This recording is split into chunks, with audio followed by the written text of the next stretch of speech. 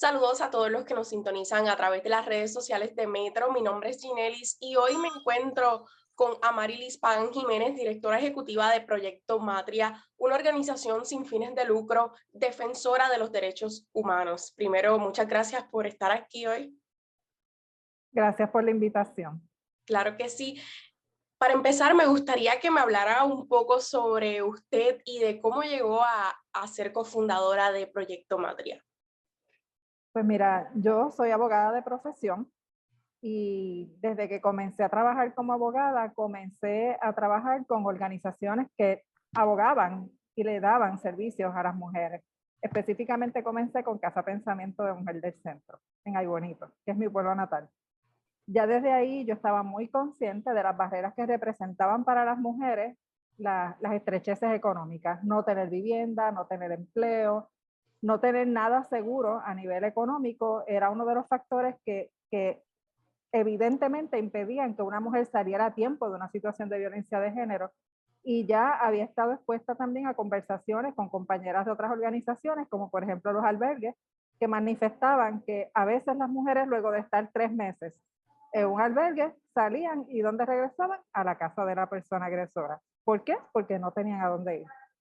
Luego de eso, en el año 2003, trabajé por un tiempo en un proyecto piloto que tenía la oficina de la Procuradora de las Mujeres cuando María Dolores Fernós era la procuradora, y era un proyecto piloto muy importante para Fernós porque partía de la premisa de que si se le daban herramientas económicas a las mujeres, ellas podrían superar las situaciones de violencia. En ese momento la oficina de la procuradora tenía también otro proyecto piloto de vivienda transitoria que en ese momento se administraba y se manejaba desde el Departamento de la Vivienda del Gobierno de Puerto Rico. Ambos proyectos estaban siendo muy exitosos, pero ya se reconocían las barreras que representaban toda la burocracia gubernamental y además se reconocía que era importante expandirlo. Así que ya en el año 2004, en consenso con otras organizaciones, habiendo salido yo de la oficina de la Procuradora de las Mujeres y habiéndose terminado los proyectos pilotos, fundamos Proyecto Matria, un grupo de compañeras que habíamos estado ya en trabajos previos de desarrollo económico y violencia de género, y nació Matria con dos objetivos principales que eran ofrecer vivienda transitoria a mujeres en situaciones de violencia doméstica y oportunidades de desarrollo económico también a mujeres en situaciones de violencia doméstica. Por supuesto, eso evolucionó en los pasados años, pero ese fue nuestro origen en el año 2004. Ok, eso le quería preguntar, ¿qué aspectos, verdad, han ido integrando año tras año a la misión de este proyecto? Sí, pues mira, cuando nosotras comenzamos, como te dije, estábamos enfocadas en mujeres en situaciones de violencia doméstica, pero ya el primer año nos dimos cuenta de que era necesario expandir esa área de trabajo. ¿Por qué? Porque comenzamos a recibir mujeres que eran jefas de familia, que vivían bajo nivel de pobreza, que quizás tenían situaciones de violencia doméstica u otras manifestaciones de violencia de género, pero que no las reconocían. Y una vez entraban al proyecto, más adelante podíamos trabajarla. También nos dimos cuenta que era necesario trabajar con mujeres que habían sido privadas de la libertad, con mujeres con discapacidades, con mujeres de las comunidades LGBTIQ, y así fuimos expandiendo nuestra área de trabajo y a la misma vez fuimos adaptando y transformando nuestros servicios. Y ya en el año 2006, Matria fue la primera incubadora de microempresas especializada en trabajar con mujeres que vivían en condiciones de pobreza. En el año 2008 comenzamos a dar micropréstamos a esas mismas empresarias que eran parte de la incubadora, y nuestro programa de vivienda transitoria se convirtió en un programa de vivienda permanente en el año 2013, en el que atendemos a mujeres que no solo están huyendo de una situación de violencia de género, sino que además tienen alguna discapacidad ellas o sus niñas y niños. Así que nuestros programas han ido expandiéndose.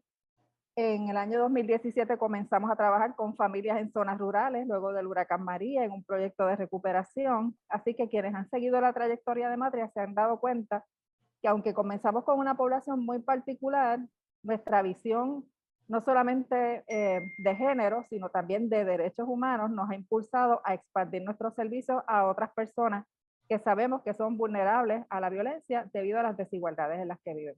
Mm, ¿cómo a cuántas personas usted diría o a cuántas mujeres que ustedes en este proyecto han ayudado? Pues mira, Si fuéramos a contar familias, estamos hablando de cientos y cientos de familias que han pasado por nuestros programas de vivienda transitoria o permanente. Si multiplicamos esas familias por sus números de integrantes, estamos hablando de miles de personas.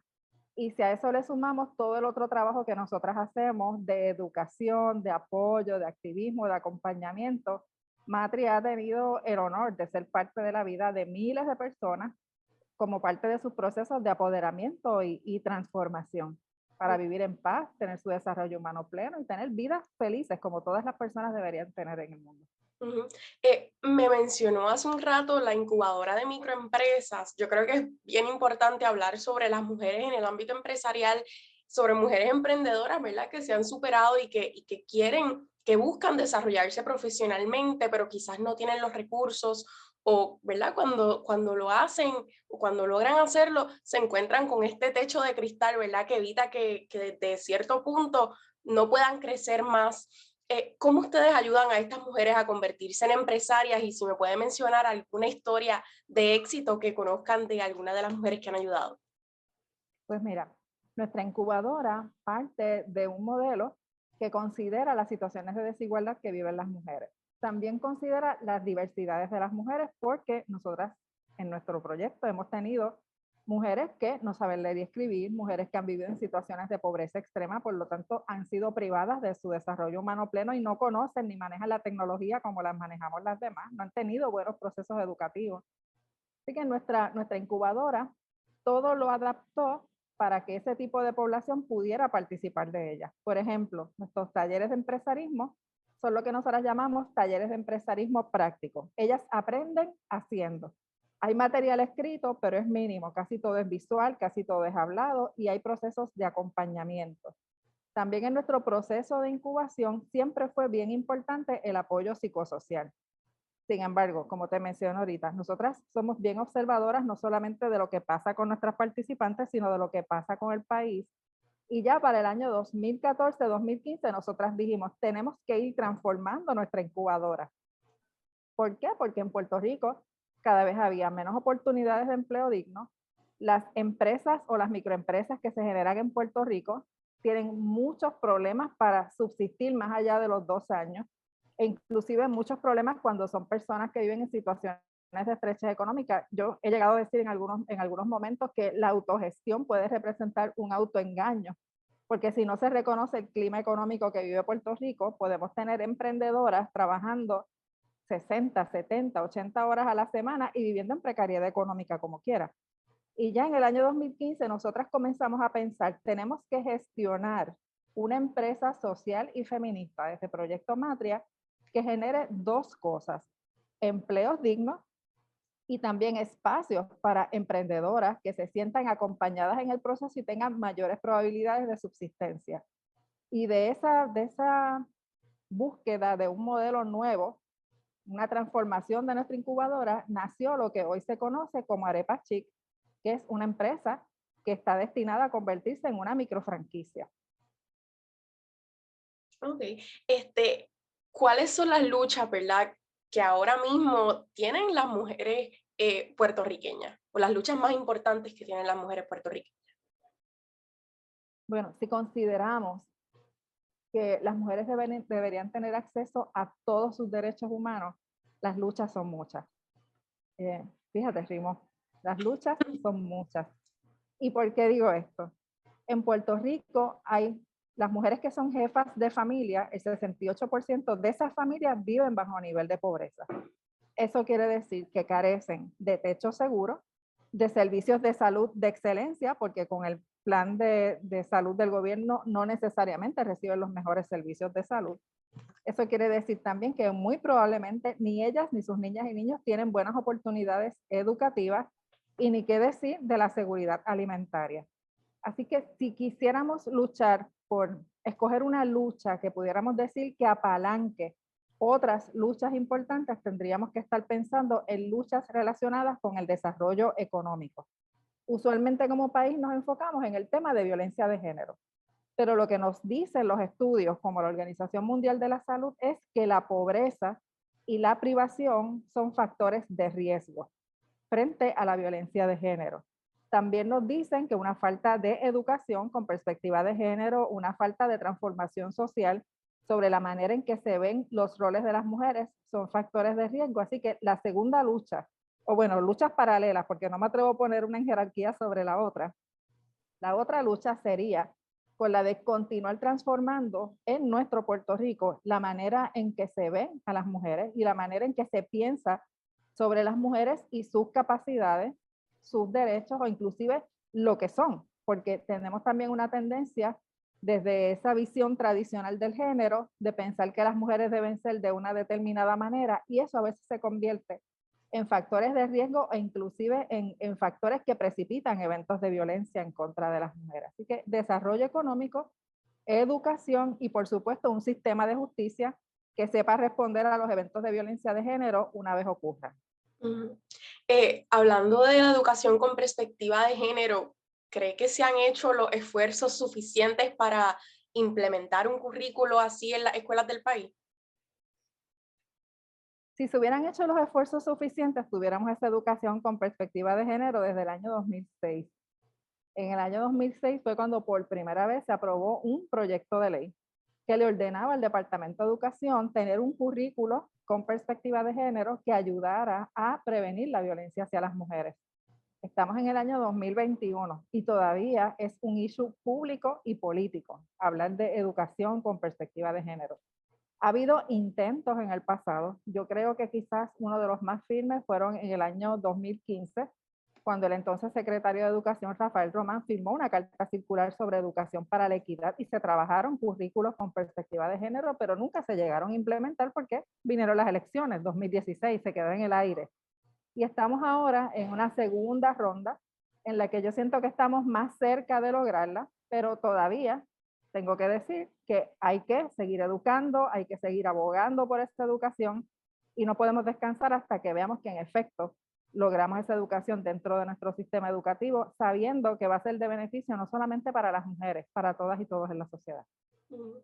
El 2021, ¿verdad? Terminó lamentablemente con 53 feminicidios que se registraron, ¿verdad? ¿Qué cree que se debe hacer o qué cree que, ¿verdad? Pues exacto, para erradicar esto y para que esa cifra no siga aumentando año tras año?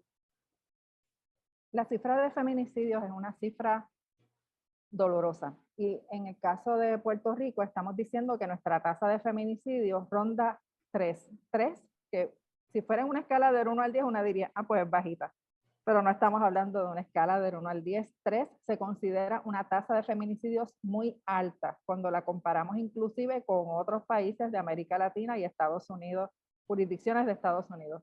En el caso de Estados Unidos, nuestra jurisdicción es la número 13 en feminicidio. Y eso es gravísimo porque compara el tamaño de Puerto Rico con el de otras jurisdicciones en Estados Unidos. Así que estamos diciendo que todavía es un número muy alto, pero a mí me preocupa también que cuando hablamos de feminicidios, hablamos de la culminación de un proceso de violencia en contra de las mujeres. Así que tendríamos que estar mirando las cifras de querellas radicadas por violencia doméstica, agresión sexual, acecho. Tendríamos que estar mirando los casos que se radican por hostigamiento sexual o discrimen en el empleo, porque todas esas son manifestaciones de violencia hacia las mujeres. Los feminicidios quizás son los más visibles, pero no quiere decir que sean los únicos y que las otras manifestaciones de violencia no sean dolorosas para las mujeres y sus familias. Esta mirada entonces tiene que ser integral, tiene que ser amplia. ¿Y qué esperaría yo, verdad? ¿O qué pienso yo que tendríamos que hacer con esas cifras de violencia? Bueno, las organizaciones siempre hemos estado claras en que tenemos que educar, que está bien que pidamos la educación con perspectiva de género en nuestro sistema de educación pública, pero nosotras creemos que hay que educar en todos los espacios sociales.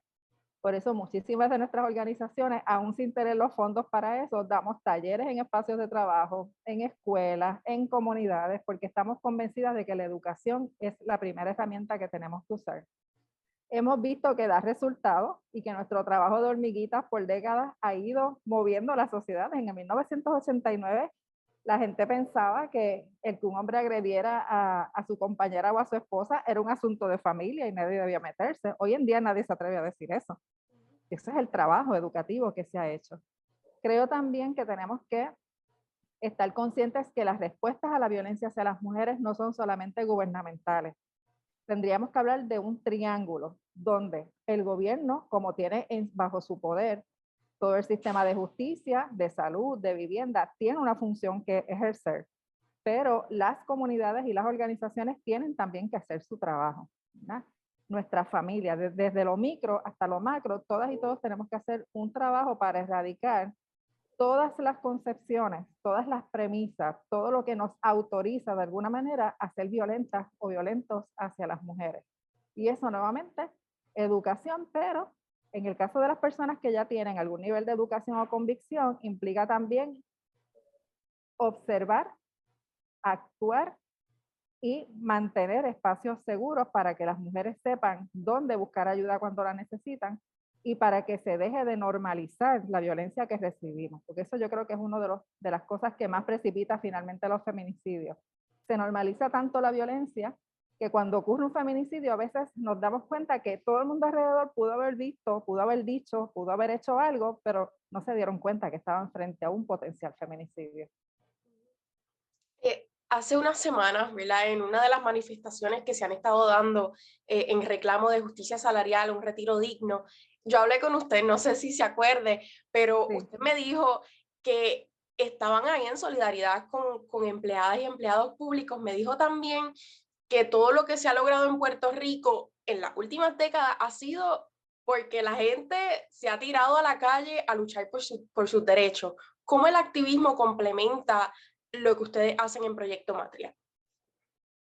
Pues fíjate, esa pregunta me encanta porque a veces las personas tienen la tendencia a segregar unas cosas de la otra, ¿verdad? Y yo creo que tendríamos que hablar de 3 áreas de acción que son importantes y que se complementan. El activismo, el servicio y la academia. Son 3 áreas que tenemos que mirar. Cuando una viene del área de servicio, una tiene la ventaja de que una está viendo el día a día de las mujeres, una sabe lo que viven. Por eso cuando nosotras hablamos en distintos espacios sobre la situación de las mujeres en Puerto Rico, podemos hablar de estadísticas, pero también podemos hablar de experiencias. Y eso te marca de una manera particular porque el compromiso que una asume es un compromiso personal. Una sabe para quiénes está trabajando. El activismo es lo que nos permite llevar esa experiencia de servicio al campo de lo público. Si no hubiera activistas hablando de estos temas, las organizaciones estarían dando servicios por siglos con los mismos problemas sin resolverse. El activismo es el que mueve el sistema, lo transforma, expande el mensaje. Y la academia, por su parte, es la que recoge todo eso que está pasando y le da sentido, lo apalabra. Nos permite a quienes damos servicio o a quienes somos activistas mirar qué ha pasado históricamente con las cosas que nosotras estamos viendo ahora, nos permite ver qué cosas funcionaron y cuáles no, y nos permite a veces inclusive darle nombre a las cosas nuevas que vamos levantando desde nuestro trabajo, tanto desde el activismo como desde el servicio.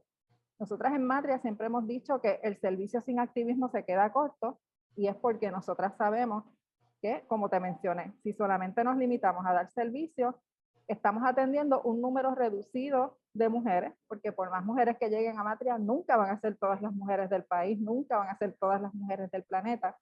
Pero cuando somos activistas y cambiamos la estructura social, aunque una mujer no llegue a Matria, se beneficia de lo que nosotras hacemos. Ya para terminar, me gustaría que me explicara un poco qué se celebra o no celebra, pero qué se conmemora el 8 de marzo, el Día Internacional de la Mujer. El 8 de marzo es una fecha en la que se conmemoran las luchas del pasado, pero también se reafirman las luchas del presente, siempre mirando hacia el futuro. Y aunque la historia que se menciona muchísimas veces cuando se habla del origen del 8 de marzo es la de esta quema de una fábrica con sus obreras adentro, porque estaban reclamando sus derechos, se ha ido transformando el significado de la fecha. Y aunque se sigue diciendo Día Internacional de las Mujeres Trabajadoras, sabemos que estamos hablando de todas las mujeres porque también nosotras reconocemos que hay mujeres que quizás no tienen un trabajo remunerado, pero sí trabajan en sus casas. Las mujeres son las sostenedoras de nuestra sociedad. Y no lo digo desde una visión tradicional, ¿verdad? De cuando se dice, ay, la mujer es el centro de la familia, eso puede sonar a sexismo benévolo. No, es que las tareas de cuidado que realizan las mujeres, la carga mental que tienen para que la familia, los espacios de trabajo se muevan, realmente son indispensables para que nuestra economía se mueva, para que el país se mueva.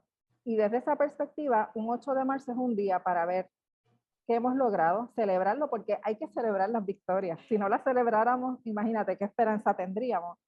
Pero también es un día para observar lo que está pasando a nuestro alrededor, la situación de las mujeres aquí y en el planeta, y decir, te afirmamos nuestro compromiso con las mujeres. Y tenemos una agenda que es clarísima, que no la estamos escondiendo, que es una agenda de equidad y justicia para todas las mujeres. Bueno, pues muchas gracias, Amarilis, por la entrevista, por hablar conmigo en el día de hoy.